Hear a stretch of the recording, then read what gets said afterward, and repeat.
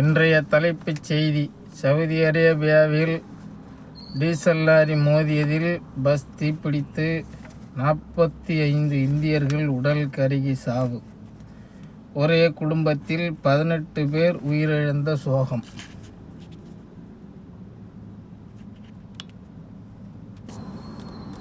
வாக்காளர் பட்டியல் தீவிர திருத்தப் பணிகள் முழுமையாக புறக்கணிப்பு. வருவாய்த்துறை சங்கங்களின் கூட்டமைப்பு அறிவிப்பு. சொந்த நாட்டு மக்களை கொன்று குவித்ததாக குற்றச்சாட்டு. வங்கதேச முன்னாள் பிரதமர் ஷேக் ஹசீனாவுக்கு சர்வதேச கோர்ட் தீர்ப்பு, மரண தண்டனை.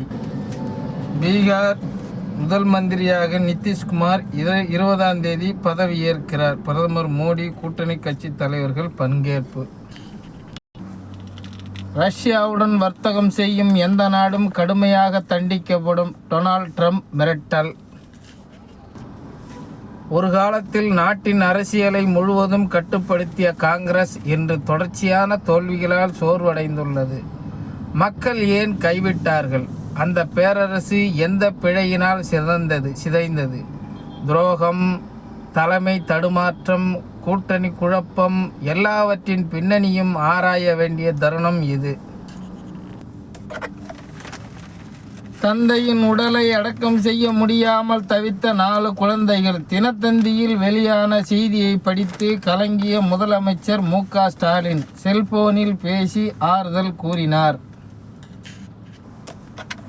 தமிழகத்துக்கு 23ஆம் தேதி வரை மழை எச்சரிக்கை. நெல்லை, தூத்துக்குடி உள்ளிட்ட 8 மாவட்டங்களில் இன்று கனமழைக்கு வாய்ப்பு. வங்கக்கடலில் மேலும் ஒரு புதிய காற்றழுத்த தாழ்வு பகுதி உருவாகிறது. வைகோ 250 கோடி சொத்து சேர்த்ததாக மல்லை சத்யா கூறிய குற்றச்சாட்டுக்கு வைகோ பதிலடி கொடுத்துள்ளார். மல்லை சத்யா வைகோ வார்த்தை போர், மோதல். பல்கலைக்கழக ஆசிரியர்கள் போராட்டத்திற்கு பாமக ஆதரவு. அன்புமணி ராமதாஸ் அறிவிப்பு.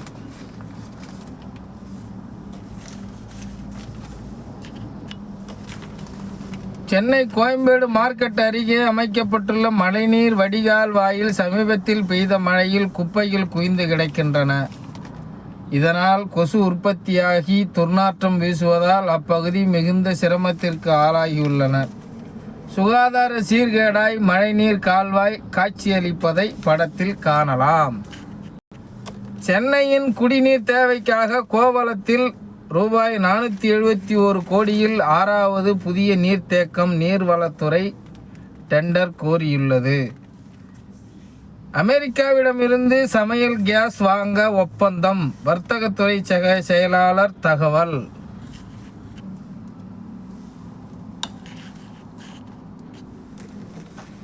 பதினாலாம் அம்ச கோரிக்கையை வலியுறுத்தி ஜாக்டோ ஜியோ இன்று ஒருநாள் வேலை நிறுத்தம்.